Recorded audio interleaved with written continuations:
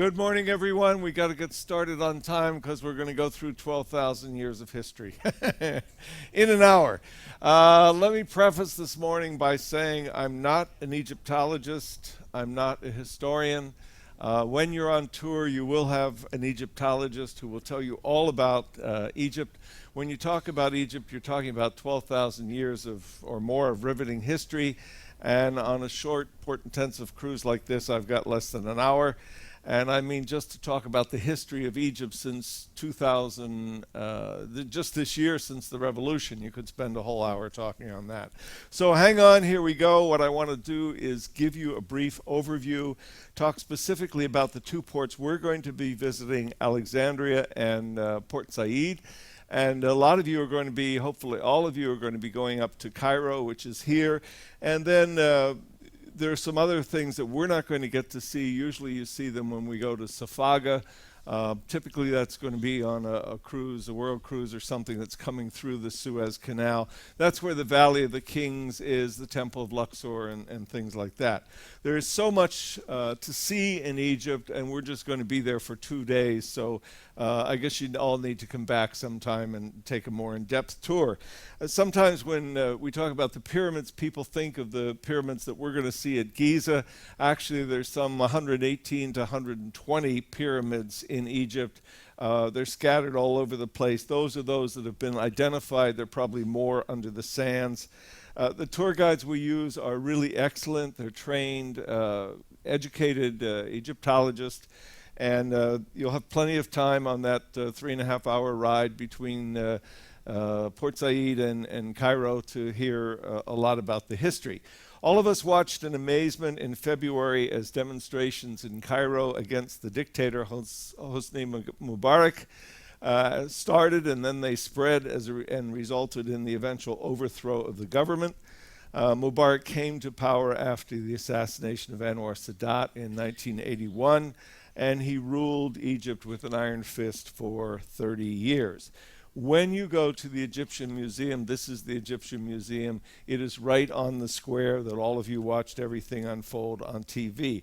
Opposite is a big construction site where they are building they've been working on this for quite a while, but they're building an underground parking area for buses so that they can let off people for the museum. Who knows when that, if ever, that will be finished. Let me tell you, I know some of you have expressed concern about Egypt. You would never know that there had been a revolution here 9 months ago. The people are warm, they're friendly, they're happier. Egypt is open for business. They're happy to see tourists back. And as we drove around Egypt, and you'll experience this, you'll see people on the street just waving to you, giving you the thumbs up sign. They're happy to see us back. And one of the most memorable events, we were going on the bus convoy out to Giza. This happened a couple cruises ago, and then the last cruise I did the overnight again, and it was the same guy, a soldier sitting on top of one of the tanks, and as the buses are going by, he's blowing kisses to everybody, and it was just really kind of cool.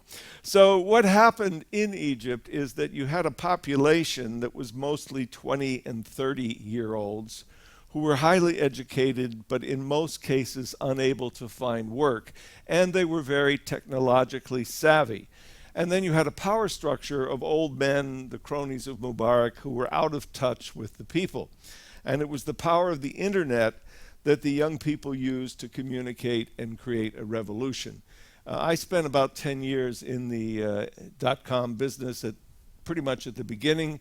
We used to go to conferences, and the big question was, how do you get your CEO to even know that the internet exists?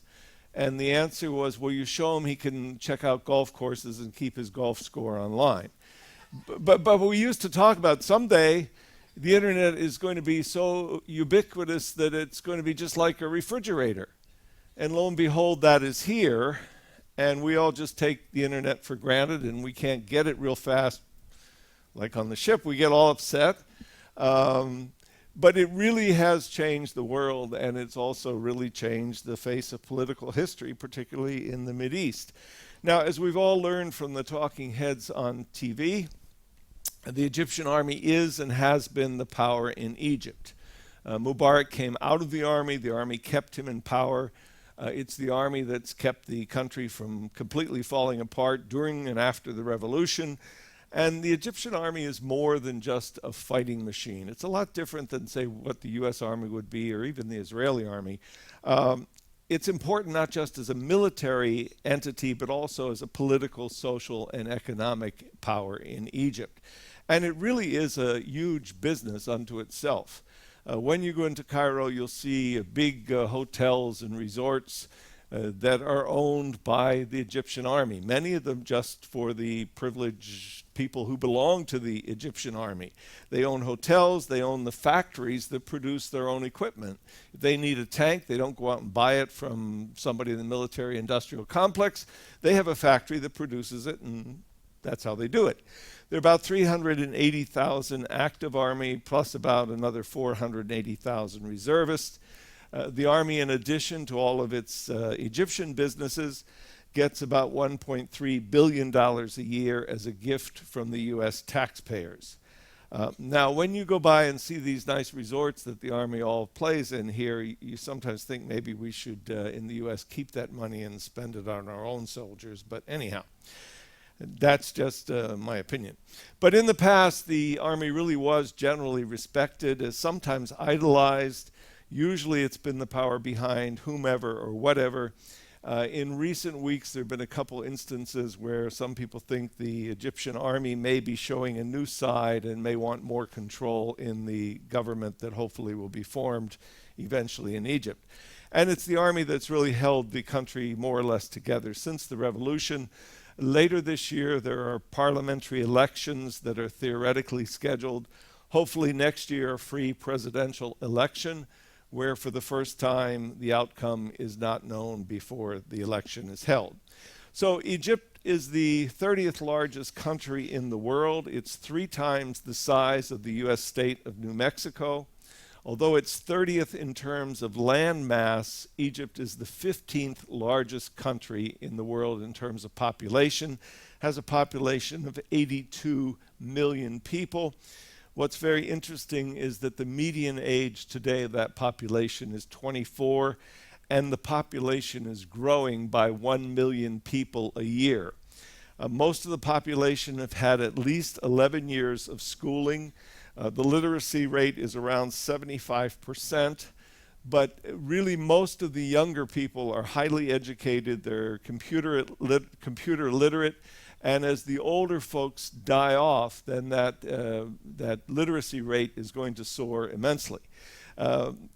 So what you had is this young, literate, educated, computer-savvy generation that led the February 2011 revolution. The capital and largest city is Cairo, where many of you are going to be heading. Cairo has a population of anywhere from 12 to 18 million, depending on who's counting and how, and a lot of it's very difficult to count.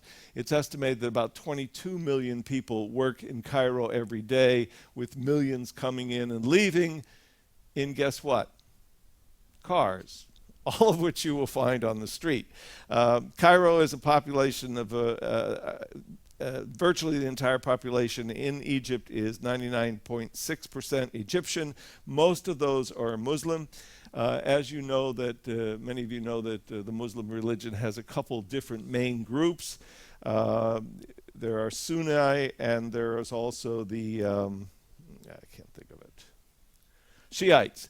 And as I understand, the difference is after the Prophet died, there was a disagreement over who was going to lead the movement and fights in the family and stuff like that. Most Muslims in Egypt are Sunni. Traditionally, they have disliked and not permitted Shiite practice. So you'll get from whoever your guide is, they will try and educate you about Islam, which is a good thing because it's a lot different in Egypt than what many of you may expect or may think of from other Arab states. Islam is not necessarily Arab, and what we see sometimes on TV is more of an Arab version and not necessarily the Egyptian, for instance, women. I was talking about somebody about this the other night. The Prophet Muhammad, his wife was a businesswoman. he married the boss. He worked for her and then he married her. Once they got married, he went off to start this new religion. She kept running the family business so he could afford to do that. So women, most of the professors in Egypt are women. So women have a lot of power in Egypt, and they're not at all repressed, and they'll be the first ones to let you know that. Egypt, the official name is the Arab Republic of Egypt. It's 20% Christian, mostly Coptic. The tradition is that St. Mark brought Christianity to Egypt around 68 AD. And the first Christian church in Africa, in Alexandria, dates back to the 1st century and is the oldest church in Africa. And for the most part, Muslims and Christians have lived together in peace and harmony. Some of the recent problems, although on the surface are intended to look like religious conflict, most people believe that they are being orchestrated by folks who still support Mubarak and are looking to create trouble and dissent.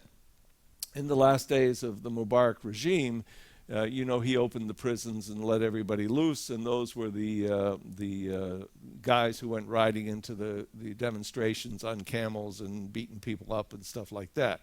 Thugs are thugs are thugs. Voting is universal and compulsory at age 18 in Egypt. And as we mentioned, after the ouster of Mubarak in February 2011, the army headed by the defense minister took control of the government. Despite comparative economic growth, living conditions for the average Egyptian have remained poor, and that is what fueled the 2011 revolution. 20% of the population here live below the poverty line, as, for example, compared to 12% in the US. Industries include crude oil, petroleum products, cotton, textiles, metal products, chemicals, processed food. When you are going into Cairo, you will pass through miles and miles and miles of just gigantic, sprawling factories. I think really going out to Cairo, you'll be depressed maybe by the dirt and the garbage, but you will be impressed by the building that is going on. It is just kind of booming. A lot of it has come to a screeching halt. People waiting, investors waiting to see how this all plays out. But you can see it's. I think after this is all straightened out, it's going to be a very booming economy. In Egypt, you have this tiny percentage of the population controlling almost all the wealth, while most people live in poverty, and that is a recipe for revolution. So the currency here is the Egyptian pound. $1 US is about 5.95 Egyptian pounds. 1 Egyptian pound is about 16 cents US. But you will find that US currency is eagerly accepted. Boy, is it eagerly accepted. I think the first words that children learn here are $1, $1, $1. And if you're on the tourist route, you can do very fine with US dollars. I would suggest you go downstairs to the front desk, get a fistful of low bills, like $1 bills or $5 bills, so you don't have to pull out a $20 bill and then start haggling with a vendor. It's easy just to have $1 or $5 bills. Now, I know some of you have booked and then you've canceled. Now you've rebooked this cruise. Some of you may have waited to the last minute. A few of you may still have some concerns, so let me reassure you, Princess will never knowingly put the ship or passengers or the crew at risk. Right now, I think, is probably one of the best and safest times to visit Egypt. The ship tours have always traveled to Cairo in convoys with police escorts. That's partly for safety, but it's also to get us through horrendous traffic, particularly in Cairo. Now, we're going to be going in, I think, on Friday, Saturday, is that right? And Friday is the holy day for Muslims, so the traffic on Friday morning is actually really, for Cairo, is very good. So we may luck out. We did the last time. There have always been security people on board our buses. These are the guys in the suits with the bulge. The bulge doesn't mean they're happy to see you. It just means that that's the guns that they are carrying. So they're going to be with you the whole way. They're going to be on your bus. If there are areas where there are problems or problems should develop, we are obviously going to avoid those areas. So we're calling in Alexandria, Port Said, and then in Cairo is where the pyramids of Giza are located. Historically, Egypt has been divided into two parts both related to the Nile River, which is the lifeline running through Egypt. So when they talk about Lower Egypt, we might typically think that Lower Egypt would be down here. But since the Nile is running from the mountains down in the Sudan this way out into the Mediterranean, this is Upper Egypt, and down near the delta where we're going to be is what is called Lower Egypt. And just to give you an idea of the various periods of Egyptian history, the one in which we're most interested, apart from the geopolitical implications of what's happening in Egypt today, is the period of ancient Egypt, starting around 3150 BC to about 332 BC. And that period is then subdivided into three kingdoms.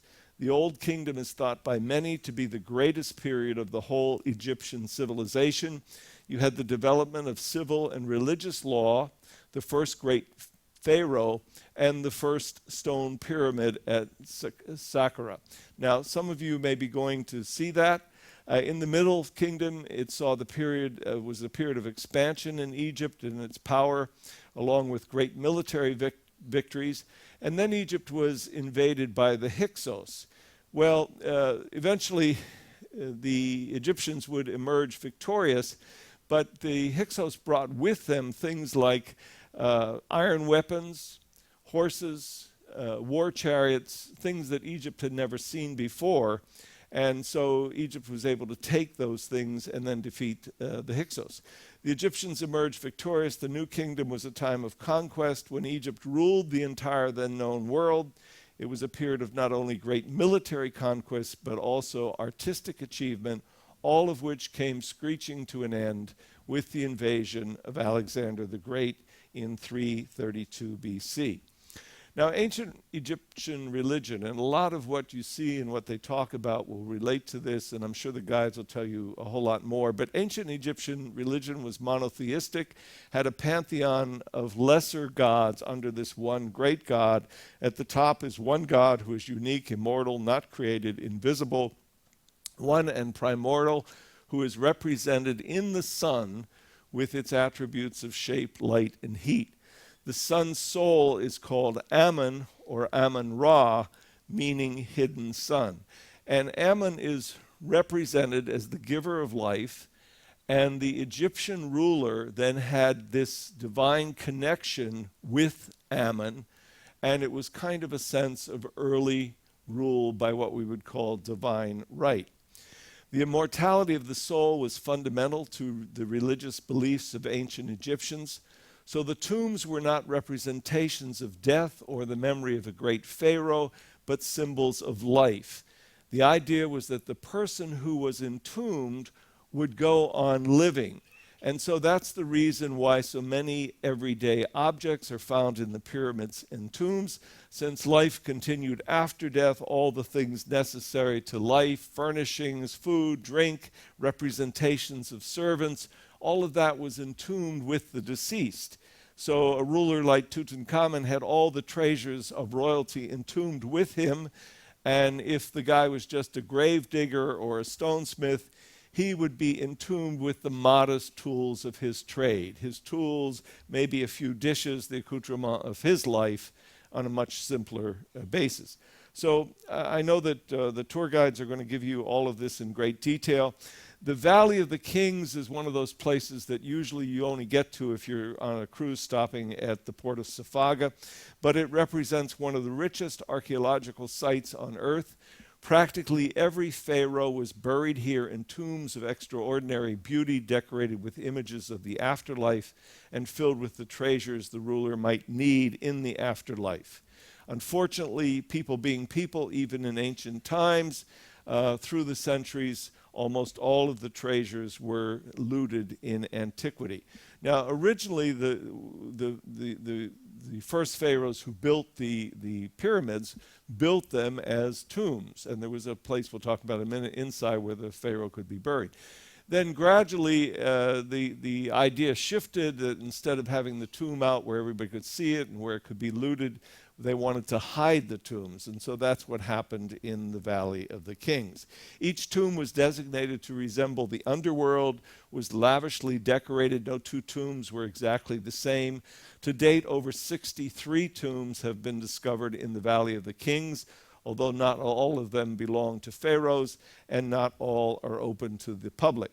But what to me is interesting about these Egyptian funeral practices is that the tombs weren't just to house remains, they weren't just to show off power or prestige or wealth, but they were designed to be a celebration of life in this world and in the afterworld in which the Egyptians believed. And it's unfortunate that even in antiquity, the tombs were looted, so that by the time they were discovered and explored by modern-day archaeologists, most of the treasures had disappeared, with one exception. And that is the tomb of a young, relatively unimportant pharaoh who died young at the age of 19 by the name of Tutankhamun. And the treasure trove from the tomb of Tutankhamun is at the Egyptian Museum in Cairo. Now, I know some of you saw the world tour, but trust me, only a handful, maybe a dozen or so things from this treasure, which was 3,000 objects, went on the world tour. All of it is in the Egyptian Museum in Cairo. Not all of it is on display, but you will see the highlights when you go there. The museum, as I said, is in Cairo, right on the square where all the demonstrations took place during the revolution. Unfortunately, it's an old, hot, stuffy museum. It won't be as hot, hopefully, when we're there as it's been in past months. And these marvelous treasures are horribly displayed, and the museum is so antiquated that many of these items are deteriorating as you watch, just from the lack of things like humidity and light control, etc. Sometimes in the museum you'll be thinking it's a crime to display this stuff this way. But there is a new museum under construction. It has been under construction for a while. And now with the upheaval, who knows? But it is definitely worth visiting the Egyptian Museum. To see this stuff in person is just absolutely wow. You talk about the wow factor in this cruise, this is it. Pictures just cannot do it justice. This was Tutankhamun's headpiece. This was his personal signet.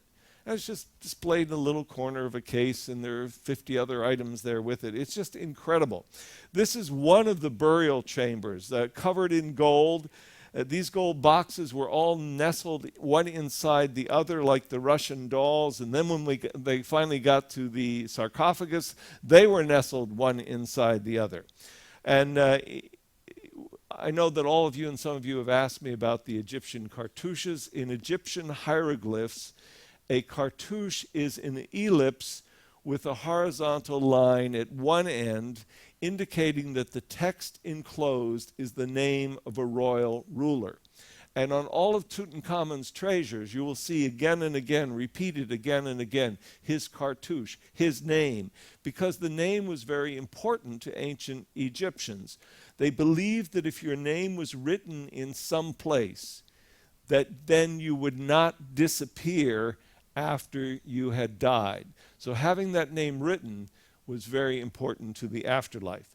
Originally, cartouches and amulets were worn only by pharaohs. They were meant to protect the king from evil spirits in life and after death, and so the cartouches have become popular and beautiful souvenirs of Egypt. It really is amazing, especially when you think that this pharaoh, Tutankhamun, was of relatively minor importance. This magnificent thing actually contained the viscera of King Tut. Now, during the embalming process, the viscera was removed from the body. It was put in 4 alabaster jars that were then enclosed in this big royal golden box. And you'll see cartouches prominent on all of those objects. I just want to shift to this slide. This picture, and one of these made the world tour. There are 4 of them. And these were the stoppers. These beautiful alabaster pictures of Tutankhamun were the stoppers in these alabaster vessels that contained the viscera. So Tutankhamun was a pharaoh during the New Kingdom who ascended to the throne when he was only 9 years of age. He ruled only 10 years before dying, and he really is relatively unimportant in the history of things. He's thought to be a child of an incestuous relationship. Because of that, he suffered from several genetic defects that probably contributed to his early death. CAT scans show that he badly broke his leg shortly before he died and probably had infection from that, and DNA analysis also showed the presence of malaria. The tomb of Tutankhamun, which lies in an area that's not normally used for royal burials in the valley center, was apparently quickly dug, and Tutankhamun was buried deep below the surface of the Valley of the Kings on the west bank at Luxor.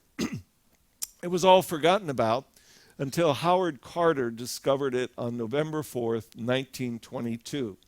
Tutankhamun's tomb is not nearly as interesting as many of the other tombs in the Valley of the Kings.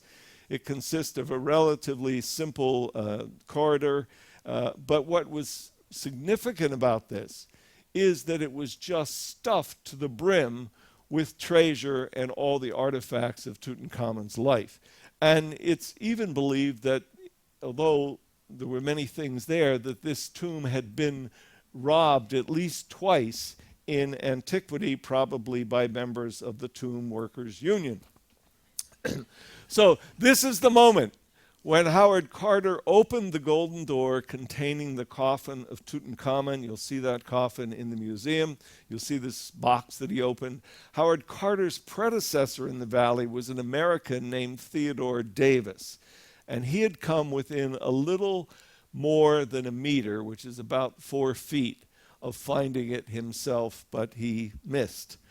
So this is the entrance to Tutankhamun's tomb in the Valley of the Kings today. When all was said and done, the body was unwrapped, all the gold and treasures were removed for the museum, then the body was carefully rewrapped, and without the jewelry and treasures, it was reburied in the tomb of Tutankhamun in the Valley of the Kings.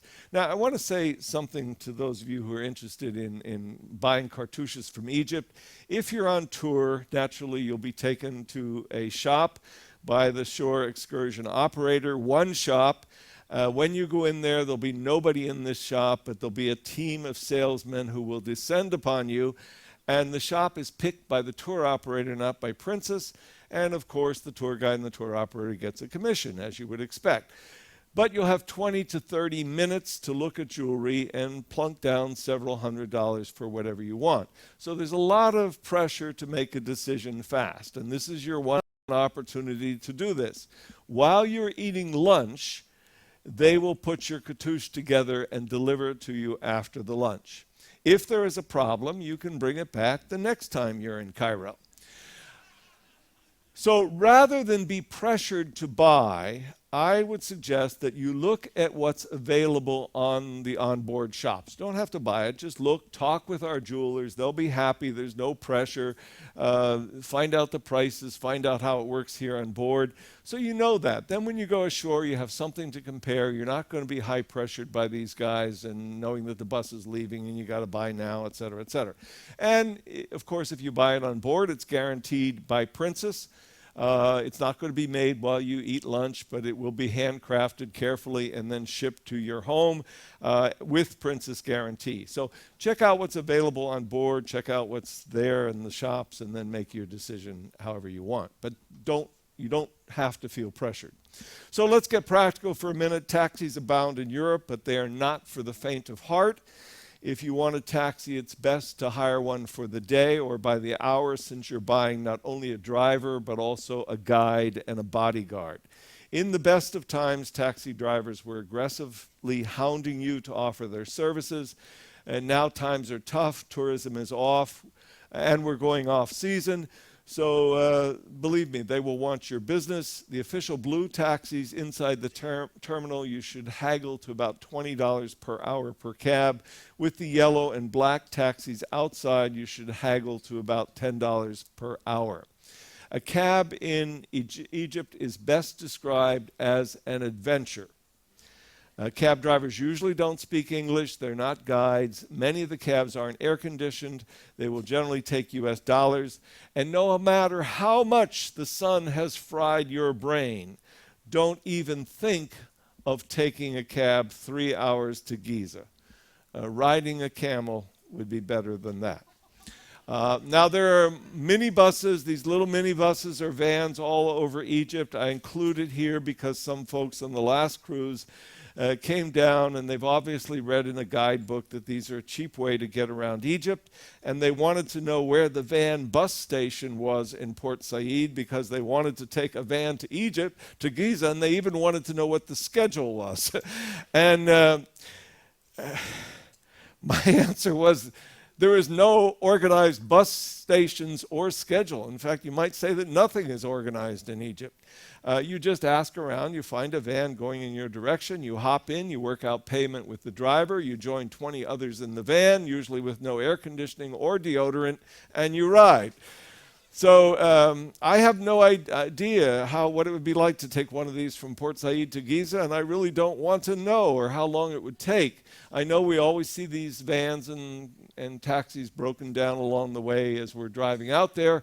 So if you do it, good luck, and let me know if you come back. When we go out with the buses, we do take spare buses. You'll see when we go out in this big convoy, there are 1 or 2 buses at the end that are empty. And the reason why we do that is if we have a breakdown, we just move everybody into our spare bus, and we're prepared. And well, that makes sense, doesn't it? Why wouldn't you have a plan B, right? So most of the Egyptians are Islamic. You will see hundreds of mosques. People always ask, well, why so many mosques? Well, you know, if you go into most towns in the U.S., you look around, you say, why so many churches? You know, there just are a lot of them.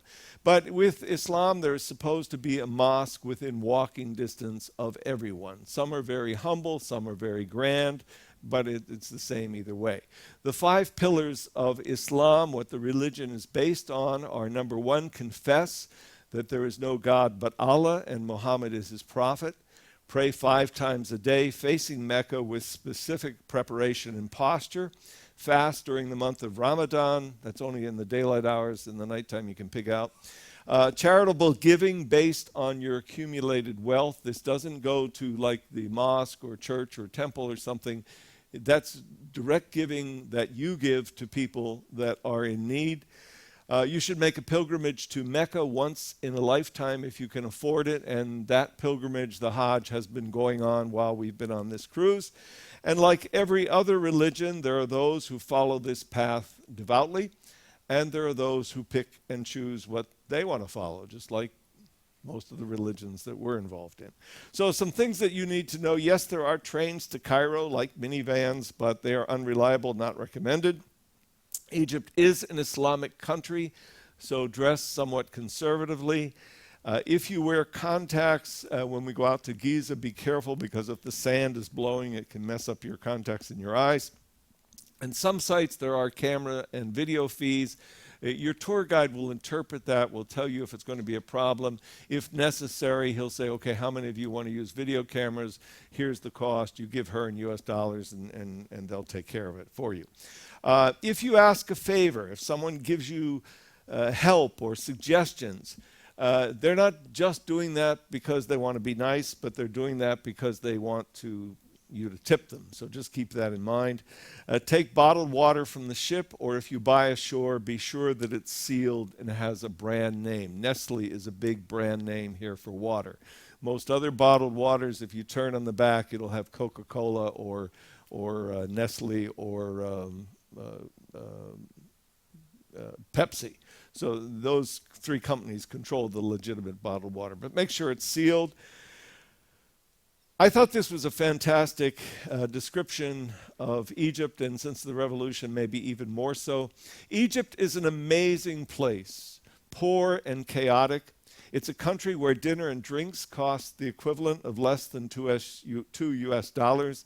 Buildings are ancient and crumbling in the hot desert sun, and cars share the roads with goats and donkeys. In Cairo, the pollution is oppressive and traffic laws are non-existent. You take your life in your hands both when you cross the street and when you breathe. Looming beyond and above the squalor, stoically observing contemporary culture's irreverence as they have for the last 5,000 years, are the Pyramids of Giza, visible from the city on clear days as a reminder of how fleeting our modern accomplishments truly are. And I think you will definitely experience that.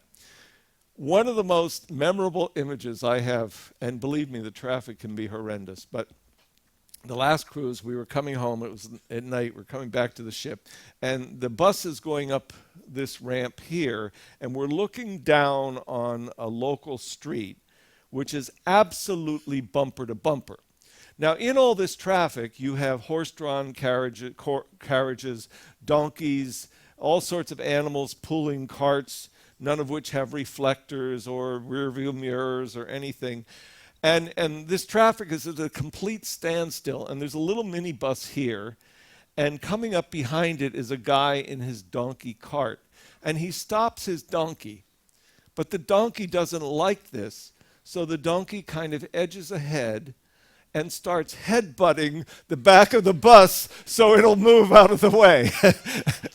And it's one of those pictures, you know, if it had been possible to take, it would have been the funniest thing. This donkey just boom, boom, get out of my way. I'm ready to go. Funny, funny. So, folks, this is not Kansas. There was trash everywhere before the social upheaval of the revolution, and now even more so. There's always been trash in Egypt. There still is. The only evidence I saw, and believe me, I was looking, of the revolution was the burned out former police station in Alexandria, because the police were largely a tool of the Mubarak regime, and unlike the military, they were hated by the people. And this building, which is right next to the Egyptian Museum, that was formerly the headquarters of Mubarak's political party, it was burned by the party officials themselves during the last days of Mubarak's reign, lest evidence and files detailing their nefarious activities would come to light afterwards. But other than that, you would not know that there had been a revolution here. So let's talk a little bit about Port Said. Port Said was founded in 1859 as the gateway to the Suez Canal. It wasn't long before Port Said became known as, quote, the wickedest town in the East, known for smutty postcards, probably quite tame by modern internet standards, and brothels, pandering to the baser tastes of long-distance seafarers. Obviously not the crew of Pacific Princess, because none of us have time to explore our baser tastes. The Suez Canal is one of the busiest shipping routes on the globe, one of the marvels of modern engineering. Mumbai to London via the Suez Canal is 7,200 miles, or 11,600 kilometers.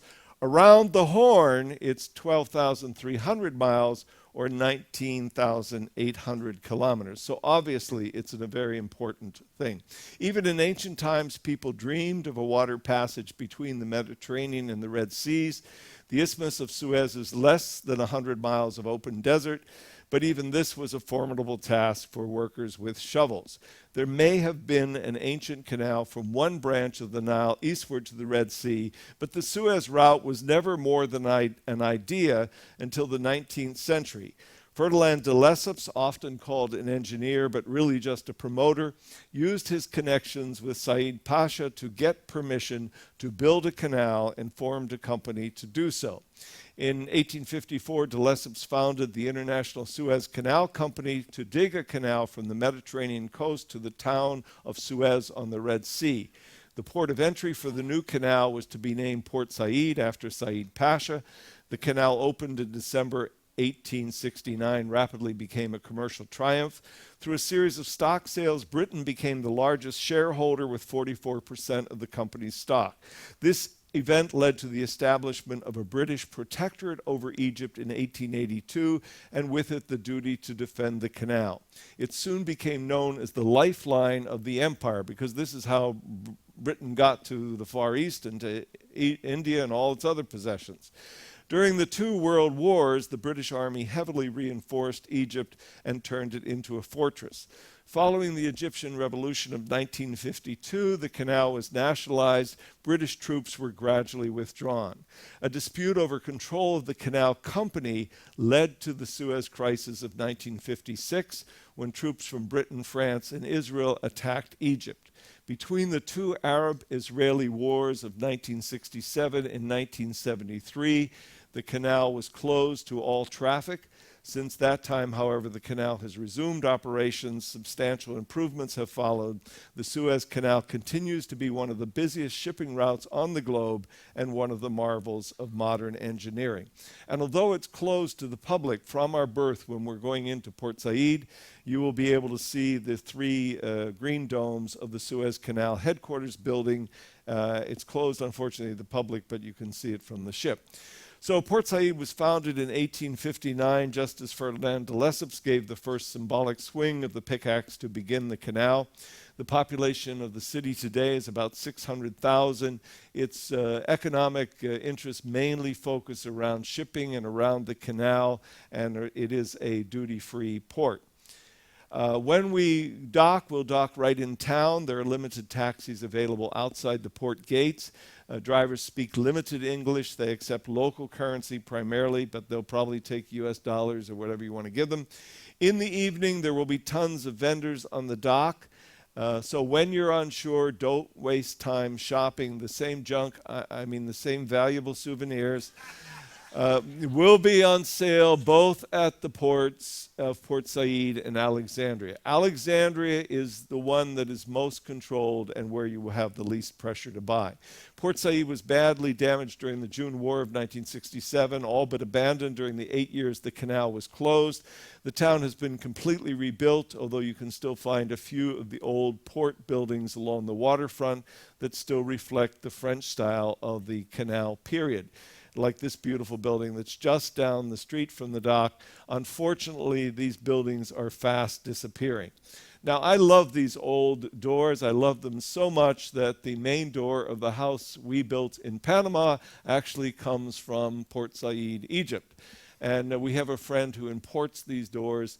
They're very popular in Panama because there's a lot of renovation going on. If you've been in the Panama Canal or in Panama, the old area of Panama City called Casco Viejo, which dates back to the French canal days, they value these doors for restoration.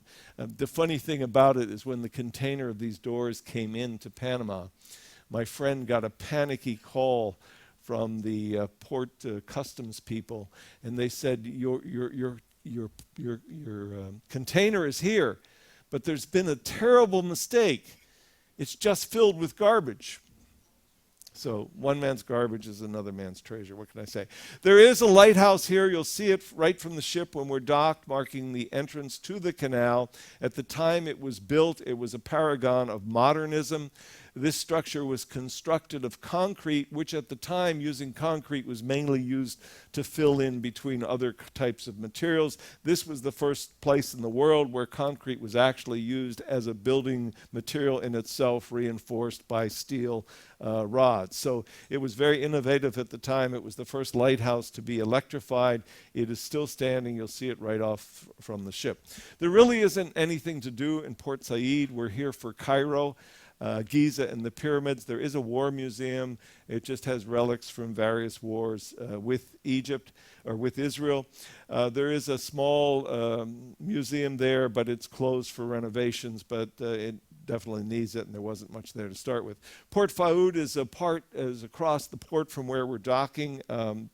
It was established primarily for the overflow of people from Port Said. There is a free ferry, I think it's still free, that goes over there. There's not really much over there. There is a little beach of sorts, but I've not been to the beach, but folks who've been over there tell me it's quite dirty. Now, when you think about what you're going to do in Egypt, I would urge you to get away from the port cities, take a tour, see the Egypt you came to see. The reason why you came on this trip to Egypt is to see these last remaining wonders of the ancient world. You came to Egypt to see the pyramids, the Sphinx, the Nile. It takes a while to get there. Just accept that. It's part of the price you pay to see these wonders of the world. The buses Princess uses are comfortable. They're air-conditioned with restrooms. Buses travel in a police-escorted convoy with security people on the buses, and the tour operator is always in contact with the ship should there be any problem. Now, remember, it's a long ride out there, 3.5 hours. There are restrooms on the bus. Okay for women, not maybe the best thing for men, okay?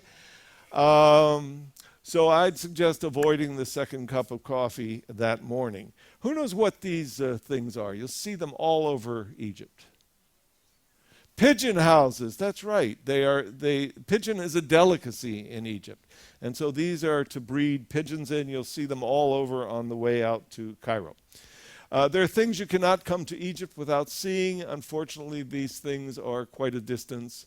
It's like from Port Said, it's 143 miles or 230 kilometers out there, which means you're going to have to take a tour either with the ship or one that you've previously arranged. This isn't something where you go out and there are a bunch of guys standing there with placards like in the Caribbean saying, I've got a tour like this.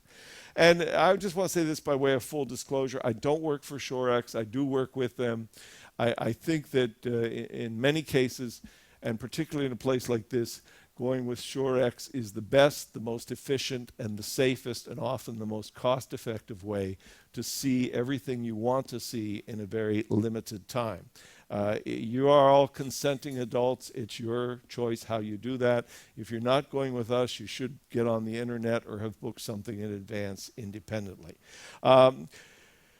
There will be souvenirs, everywhere, many of them quite tacky. Of course you bargain. The guy wants $30. You offer him $3, maybe $10. You may end up paying $12. Or you go to the next guy's stall. These guys can be very, very, very pushy. Now, if you don't want to be hounded, and you will be hounded, here's how not to be hounded. Wear dark glasses. Don't make eye contact. Now, we all come from societies where it's polite to say no thank you or I'm not interested. Okay? You don't say anything to these people. You walk by them as if they do not exist. If I say no thank you, I'm not interested, what have I done? Number one, I've told them what language I speak. These guys speak every language. Maybe not Pig Latin, and you might use that, but other than that, they speak every language. And by saying no thank you, I've thrown down the gauntlet. I've challenged them. And believe me, that lights them up, and they will glom on you.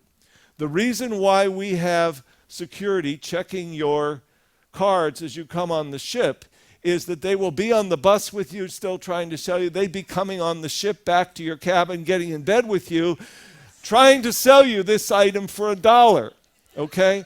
So just say no. The latest one is they'll come up to you and say, oh, how are you, my friend? Where are you from, my friend? Oh, I don't want to sell you anything, my friend. Oh, you look Egyptian. Are you Egyptian? And then they'll stick the postcards under your arm and say, oh, no, it's a gift. It's a gift. It's free. Trust me. Nothing is free. Certainly not in Egypt. So just go in with eyes wide open. It's interestingly that when we leave Egypt, the takeaway, what people remember most about this event, number one, it'll be the trash. But secondly, what they're all saying as they come back on the ship is $1, $1, $1. So anyhow. There will be people in buses. Sometimes it can be quite a hike from where the buses are to where you want to be. I took this picture just to give you an idea of the size of the building blocks of the pyramid. They were much bigger than I had originally, the first time I came out here, than I originally thought. Inside the pyramids are tunnels. We'll go into the chambers. There are a couple places where you can pay a little extra and actually go inside one of the pyramids, exploring the tunnel the archaeologists discovered. There are lots of steps. There's room for barely 2 people to get by. So if you even think about the word claustrophobic, do not do it. There is not a lot to see inside. It's dark. But if you want to do that, feel the pyramid power, I guess you can. The Sphinx boasts the body of a lion with a royal head, symbolizing the immense power of the king. Originally, the Sphinx had a plaited beard of the type typically depicted on Gods and the Dead. Over the years, that was knocked off. Now the British Museum folks have looted it, and it is in the British Museum. Over the years, the Egyptians have tried to get it back, but they have so far been rebuffed. As I mentioned, there's a lot of walking involved, and this is part of the climb up to the observation area near the Sphinx.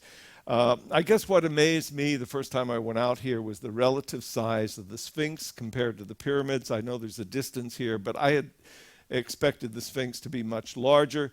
The pyramids are just outside the city of Cairo. Depending on which direction you take your pictures, you either have the city in the background, the usual shot, or you turn the other way and they will appear to be out in the middle of the desert. And just so you understand the ropes, if you want to take one of these stupid pictures, and you can get them kissing the Sphinx or with the pyramids dangling for all sorts of things. They make great screensavers.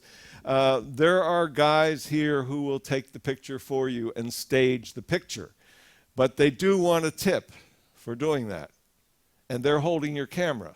So just keep that in mind, okay? What can I say? Your friendly camel trainer is a little like thinking you can still fly the friendly skies of United. This was the scene when we arrived a couple cruises ago, and the camel drivers surrounded the bus, grabbing at guests as they stepped off. The security guy in the black intervened, and then the tourist police. Now remember, we're among the first tourists to return to Egypt. There are more of them than there are of us. They are hungry. So like true capitalists, they want their business. And here we have the tourist police in deep discussion with a camel driver. So, you have to be a little bit firm and ignore what you don't want. It should run about $1 just to sit on the camel's back for a photo, about $3 if you want to take a little quick ride, not more.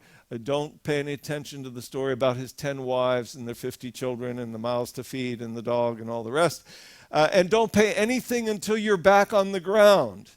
It's not easy to hop off one of these things, okay? And the favorite trick is to offer you a free ride. And as we know, there's nothing for free.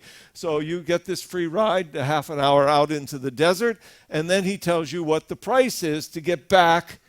And you see the people getting on the bus, and it's getting ready to leave, and you're thinking, I'm going to have to learn to walk like an Egyptian, so $100, whatever it costs, get me out of here. So just be aware. There's a great light show here at night. It is interesting. Light shows are either the greatest thing since sliced bread, or you decide for yourself. Most of you are going to want to see Giza and the pyramids, so you're headed to Cairo. Founded in 969, Cairo was struck by plague over 50 times, 1348 to 1517, killing off as much as 2/3 of the population. Then when Da Gama sailed around Africa to India, the importance of Cairo further declined. Today it has a population within the city of something like 18 million. The number is very elusive here. It is the capital of Egypt, the largest city in the Muslim world, the Arab world, and Africa, 5th largest metropolitan area in the world, and has been nicknamed City of 1,000 Minarets for the preponderance of mosques and Islamic culture. I think the more accurate nickname may be the City of 1 billion cars, all of whom are on the road at once, being driven by crazed drivers using a unique traffic pattern in Egypt. But you can decide that for yourself. This is the Egyptian National Museum and has more than 120,000 artifacts in 107 halls, including the treasures of Tutankhamun, the greatest collection of Egyptian antiquities in the world. You're obviously not going to see all of them, but you will see the highlights if you go on tour. It is usually packed. And I've been here in prior years, and when you got into where the best part of the Tutankhamun stuff is, you could hardly move, okay? It was packed. Now, with fewer tourists, the past 2 times I've been up there, I've stood in front of the mask of Tutankhamun for 5-10 minutes and just gazed at it and wondered what this kid's life was like at 19 as the ruler of all Egypt. So it really is an incredible thing, and to miss it would be very sad. Gas is cheap here, so there are lots of cars, unbelievable traffic, and it will be one of your great memories of Egypt. Egyptians like food fresh. And so this is the meat market. You pick the animal, it's butchered and cut up while you wait, guaranteed very fresh, not wrapped in plastic. The Nile River is in many ways the lifeline of Egypt. Does size matter? I don't want to get into this, but it is a question that they ask about rivers as well. And there's been an ongoing debate, Amazon or Nile. In fact, the latest study by the National Geographic says the Amazon is in fact 65 miles longer than the Nile. Princess says the Nile is the longest river in the world, but that, oh well, you know those folks in California. This ship is actually going to be going up the Amazon. So if you want, talk to the Fruitshire Cruise Consultant. Great, great trip. 86% of the country is desert. 96% of the population lives along the river, and rice is a staple here. This is the Step Pyramid, or the Ep Pyramid. It's pretty much those of you on the overland tour are going to get to visit it. Some of the others of you, it's really very interesting, primarily because it's not overrun by hawkers. You will go, if you go out to the Step Pyramid, they'll take you to a carpet factory called a carpet school, where young children are used to make carpets because, quoting the factory manager, children can work faster because they have smaller fingers. They'll also tell you the children work only 4 hours, yada, yada, yada. You can pay your money, you take your choice. I can tell you the really good carpets are not made in Egypt. They're made in Turkey, where we're headed after this. So depending on how you feel about child labor. In Turkey, because they're on track to join the European Union, they've outlawed child labor, and they're not allowed to use them in making carpets. But you can do what you want with that. This is the citadel that was built by Muhammad Ali, not the boxer, but the guy who built much of this, Muhammad Ali Pasha. The Alabaster Mosque, which was actually built to compete with the Blue Mosque in Turkey, about the same sizes, and they wanted to say, well, my mosque is bigger than your mosque. It was built in a kind of competition between the rulers. Some of you are going to be leaving Pacific Princess for the overnight trip to Cairo. The rest of us are sailing on to Alexandria, second largest city in Egypt, population 4.1 million, largest seaport handling 80% of Egypt's imports and exports, and it has always been a major educational center. The largest and most significant library in the ancient world was the ancient Library of Alexandria. It was the center of scholarship from the 3rd century BC until the Roman conquest in 30 BC. It was actually here that the Septuagint, which was a Greek translation of the Old Testament, was written. So what you have today is the new Library of Alexandria. This was designed by a Norwegian architect, was a pet project of Mubarak, opened in 2002. It really is an amazing, amazing place. It has this giant reading room. And what really amazed me the most here, in addition to the books, it has room for 8 million books.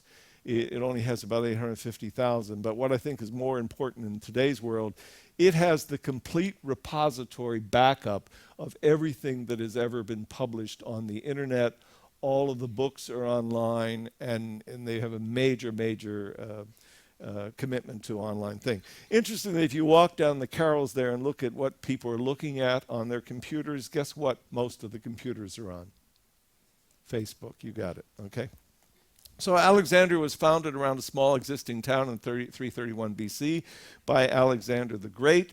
It was Egypt's capital for nearly 1,000 years until the Muslim conquest in 641 AD. I'm going to have to skip through a couple of these. What it was best known for in ancient times, in addition to the library, was the Lighthouse of Alexandria. I'll probably talk a little bit about this if the time permits when we're sailing into Alexandria, where once the famous lighthouse had collapsed due to earthquakes and stuff. A fort was built here, and some of you may be going out to see that fort. There are, in both of these cities, you may want to take a ride on a horse-drawn carriage. It should run you only about $20 per hour. At the end, another $5, quote, for the horse. So, okay. One of the most interesting things for me about the Alexandria tour was traveling around the old streets of Alexandria, and these old streetcars are still in use, and it really is amazing. This is Pompeii's Pillar. It's of interest because it has nothing to do with certainly the city of Pompeii, the city that was volcano, and it has nothing to do with the Roman general Pompey. But beneath the pillar are a series of underground tunnels, and it was once part of a big temple there, Roman temple. After Rome, Alexandria was considered the major seat of Christianity in the world. The Pope of Alexandria was second among equals, second only to the Bishop of Rome.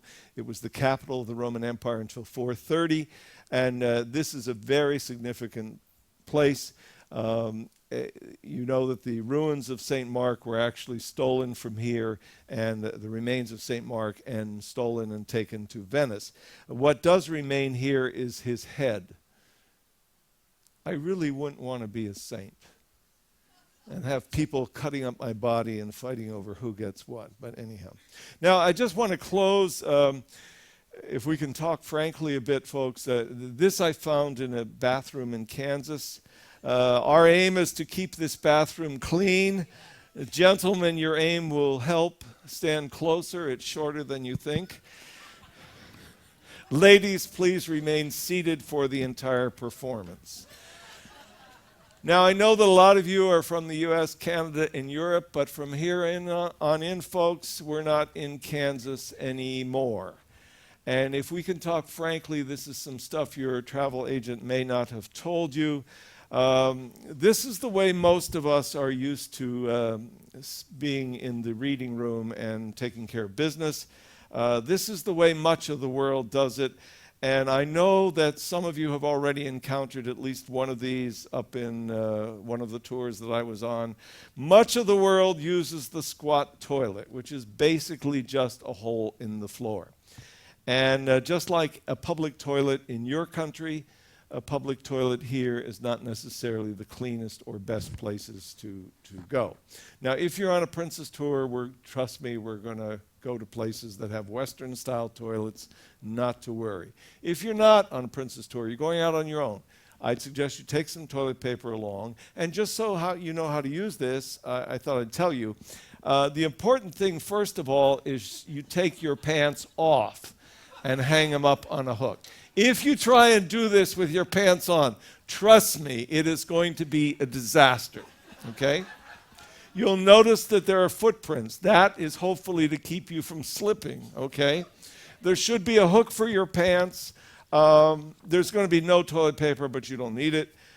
You take your pants off, you hang them up on the hook, you crouch down into the position, you take care of your business, and after doing it, you fill the bucket or jug with water. You clean your backside with your left palm by pouring water onto it and rubbing gently. Now, that's the reason why in many of these countries, the left hand is, you don't touch people with your left hand, you don't gesture with your left hand, because it's considered a dirty hand, okay? You pull the chain with your clean hand, you wash your hands with soap and water in the princess-approved method, and then you put your pants back on, okay?